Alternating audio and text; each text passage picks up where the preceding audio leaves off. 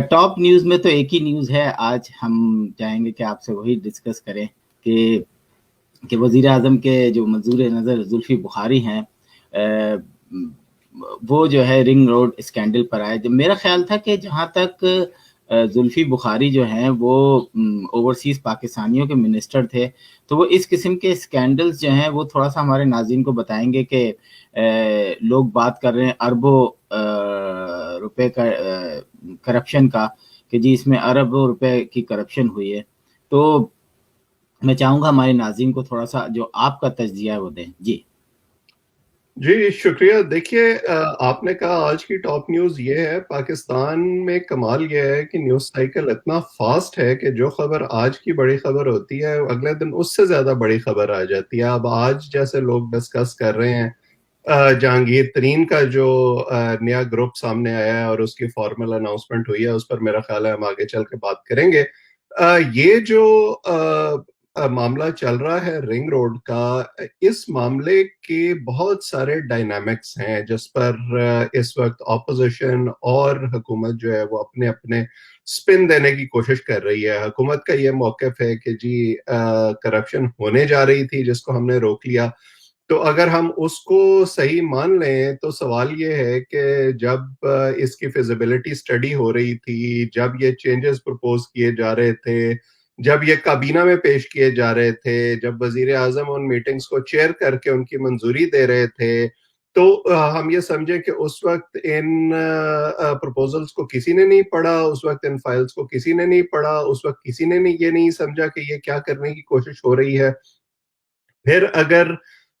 हम ये मान लें कि जी इस वक्त आप ने जो डिसीजन लिए हैं वो सही लिए हैं, आपने लोगों को सही रास्ते से हटाने की और ओएसडी बनाने की कोशिश की है, तो क्या इस मामले में सिर्फ ब्यूरोक्रेसी इन्वॉल्व है?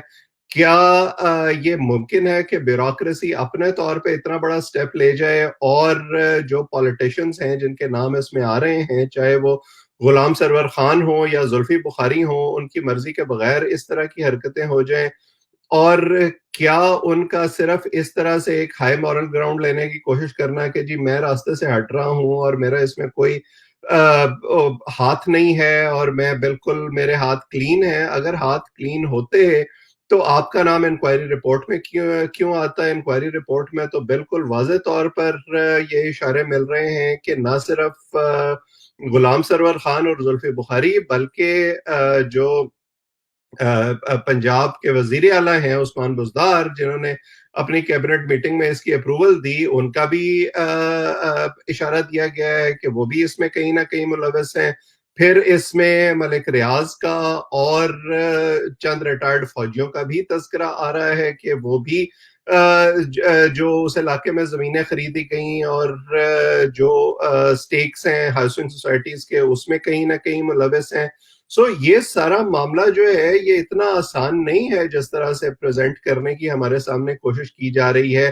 कि जी हमें देखें, हमने जो है करप्शन की कोशिश को रोक लिया। क्योंकि अगर तो जमीन एक्वायर हो गई और मुल्की खजाने से पैसे चले गए, तो अब आप उसको कैसे वापस करेंगे? क्या आप लोगों को वो जमीन वापस करने की कोशिश करेंगे? क्या उनसे वापस वसूली करने की कोशिश करेंगे? ऐसा तो कभी भी नहीं होता। हमने बैरियर टाउन के मामले में और इस किस्म की दीगर जो तामीरात हैं उनके मामले में ये देखा कि इवेंचुअली इस किस्म के केसेस जो हैं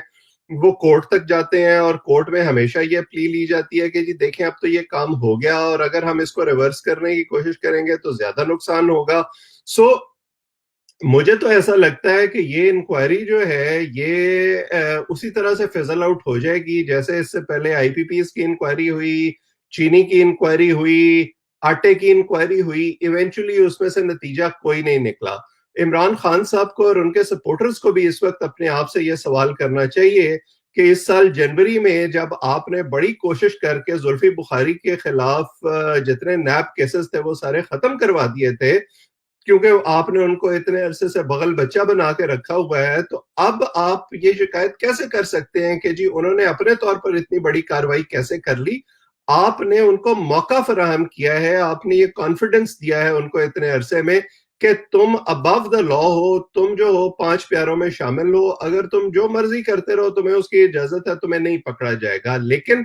ہوتا کیا ہے کہ اس قسم کے کیریکٹر اپنی حرکتیں کرتے کرتے اتنے اوور کانفیڈنٹ ہو جاتے ہیں کہ ان کو یہ لگتا ہے کہ نہیں ہماری تو پکڑائی ہو نہیں سکتی. سو ایونچولی کہیں نہ کہیں جا کے کلیش آف انٹرسٹ اس قسم کا ہوتا ہے کہ پھر وہاں پر وہ جیسے پنجابی میں کہتے ہیں کہ کڑکی میں آ جاتے ہیں. سو مجھے بھی یہ لگتا ہے کہ اس وقت جو ہے یہ سارا معاملہ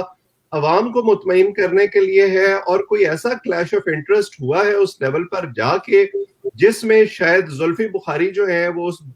گیم میں پھنس گئے ہیں. اچھا, پی ٹی آئی کے اندر جب سے 2.5 سال سے زیادہ ہو گیا ہے, اندر جو ہے کولڈ وار چل رہی ہے, جو کہ اب جو ہے پبلک کو بھی پتہ چلتی جا رہی ہے. ملک ریاض کا کل ہم نے دیکھا ٹویٹر پہ ہر جگہ پہ, ایک ہم نے وسیم بادامی کے پروگرام میں دیکھا کہ ان کے ایک ایم این اے شاید آئے تھے اور انہوں نے کہا کہ ہمارے پاس 100 سے زیادہ لوگ ایسے ہیں جنہوں نے قرآن پہ ہاتھ رکھے ملک ریاض سے یہ وعدہ کیا ہے کہ اگر کسی ایک کو بھی نقصان ہوا تو ہم سب جو ہیں وہ نکل جائیں گے, فارورڈ بلاک بنا لیے گئے ہیں. تو یہ جو اتنی بڑی تبدیلی آئی ہے, یا ایسا تو نہیں ہے کہ یہ ایک گیم کھیلا جا رہا ہے اور سیاسی شہید بننے کا ایک ڈرامہ کیا جائے گا اور 5 سال ہونے سے پہلے گورنمنٹ سے باہر آ جائیں گے اور پھر بولیں گے ہمیں پورا کام نہیں کرنے دیا اس لیے ہمارے ساتھ ہم جو ہیں وہ مطلب سیاسی شہید بن جائیں گے؟ کیا کہیں گے؟ عاصم دیکھیں, پالیٹکس ایک ایسی مزیدار چیز ہے کہ اس میں کیونکہ چیزیں فلوئڈ ہوتی ہیں اس لیے آپ اس کے ساتھ کوئی بھی کانسپریسی تھیوری اٹیچ کر سکتے ہیں, اور آپ کو شاید ہر طرح کی تھیوری جو ہے وہ درست لگے گی, اس کے حق میں آپ کو آرگومنٹس مل جائیں گے. لیکن اگر ہم فیکٹس پر بات کریں تو میرا ذاتی خیال یہ ہے کہ جہانگیر ترین یا ان کے ساتھ جتنے لوگ شامل ہیں یہ کھلاڑی نہیں ہیں, یہ کھلاڑیوں کے موہرے ہیں. اسی لیے یہ کبھی ایک پارٹی میں شامل ہوتے ہیں, کبھی دوسری پارٹی میں شامل ہوتے ہیں. ان میں بہت سے ایسے لوگ شامل ہیں جو 2002 کے الیکشن میں مسلم لیگ کاف میں شامل ہوئے تھے, جو کنگز پارٹی مشرف نے بنائی تھی. جب مشرف کے جانے کا وقت آیا تو یہی لوگ جمپ کر کے کچھ مسلم لیگ نون میں شامل ہو گئے, کچھ پیپلز پارٹی میں شامل ہو گئے, اور انہی لوگوں کا ایک گروپ اکٹھا کر کے جہانگیر ترین کی قیادت میں اور بظاہر عمران خان صاحب کی پرخشش شخصیت سے متاثر ہو کے پی ٹی آئی میں شامل کروایا گیا تھا. اور بڑے واضح اشارے اس بات کے ہیں کہ انہیں اس وقت جو ہے وہ ہوا کا رخ معلوم ہو گیا تھا, اشارے آنے شروع ہو گئے تھے کہ آپ کو اس وقت اس پارٹی میں شامل ہو جانا چاہیے. عمران خان صاحب کو جب اس وقت یہ کہا جاتا تھا کہ آپ لوٹوں کو شامل کر کے اور ایسے لوگوں کو شامل کر کے جو ہر الیکشن میں ایک نئی جماعت میں شامل ہو جاتے ہیں تبدیلی نہیں لا سکتے, تو وہ ہمیں یہ بتایا کرتے تھے کہ نہیں یہ سارے لوگ جو ہیں ان کی آئیڈیالوجی اب درست ہو گئی ہے اور یہ میرے ویژن سے متاثر ہو کے پارٹی میں آ رہے ہیں, اور جب یہ پارٹی میں آ جائیں گے تو یہ بالکل تیر کی طرح درست ہو جائیں گے. 3 سالوں نے یہ ثابت کیا کہ ایسا ممکن نہیں ہے. اب اس وقت جو صورتحال ہے میں اس کو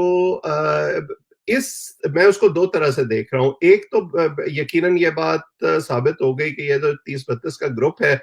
ہو سکتا ہے اس پہ کچھ مزید لوگ بھی شامل ہوں, یہ اس وقت اپنا سیاسی مستقبل پی ٹی آئی میں نہیں دیکھ رہے, اور پی ٹی آئی کا سیاسی مستقبل ان حلقوں میں نہیں دیکھ رہے جن حلقوں سے ان کو الیکشن لڑنا ہے. ان کو یہ شاید یہ لگتا ہے کہ اگر ہم نے پی ٹی آئی کا ٹکٹ لیا تو ہمارے لیے کامیابی اتنی آسان نہیں ہوگی جیسے 2013 کے الیکشن میں پیپلز پارٹی کے ساتھ پنجاب میں ہوا تھا کہ لوگ ان کا ٹکٹ لینے کے لیے تیار نہیں تھے. سو ان کو اس سے کوئی فرق نہیں پڑتا. سو بجائے اس کے کہ وہ اپنی وفاداریاں الیکشن کے قریب جا کے تبدیل کرتے, انہوں نے یہ فیصلہ کیا کہ ہم ایسا پہلے ہی کر لیں اور اس درمیان کے عرصے کو ایک بفر زون کے طور پر استعمال کریں اور درمیان میں کوئی نیا سیاسی گھر تلاش کرنے کی کوشش کریں. کیا بات اس طرف جا رہی ہے جہاں 2023 سے پہلے حکومت گر جائے پنجاب کی اور مرکز کی؟ مجھے نہیں لگتا کہ ایسی کوئی انڈیکیشن ہے. ان کو ایک پریشر گروپ کے طور پر ضرور استعمال کیا جائے گا. کچھ مخصوص اشارے جب تک نہیں آتے تب تک یہ لوگ اپنی موو نہیں کریں گے, اور وہ اشارے جہاں سے آتے ہیں مجھے نہیں لگتا کہ وہ اس وقت اس موڈ میں ہیں کہ اس پورے کے پورے سیٹ اپ کو گھر بھیجا جائے. ہاں تھوڑے بہت اختلاف کہیں نہ کہیں ہو سکتے ہیں, ان کو درست کرنے کے لیے اس پریشر گروپ کو استعمال کیا جا سکتا ہے, لیکن اس سے زیادہ مجھے ان کی اس وقت یوٹیلیٹی سمجھ میں نہیں آتی. یہ ضرور دیکھنا ہوگا کہ 2023 میں ان مہروں کو کس گھوڑے کے پیچھے کھڑا کیا جاتا ہے؟ بہت صحیح کہہ رہے ہیں آپ کہ ہمارے یہاں ہر 5 سال کے بعد یا اس سے پہلے تیاری پکڑی جاتی ہے کہ جی اب 2023 میں کون کہاں کھڑا ہوگا. مجھے تو کسی کے بارے میں نہیں، میں سوچا تھا کہ شیخ رشید کہاں کھڑا ہوں گے، لیکن کیونکہ انہوں نے بہت ساری کشتیاں جلا بھی دی ہیں، تو اب یا تو میرا خیال ہے کہ وہ پرائم منسٹر، جو بھی پرائم منسٹر آئے گا اس کے ساتھ ہوں گے، اور یا وہ پھر ایک ہی وہ جی. ایک ہی درگاہ کے مجاور ہیں اور وہ اس کا نام لینے میں شرماتے بھی نہیں ہیں. اچھا بالکل، وہ تو وہاں ہے ہی.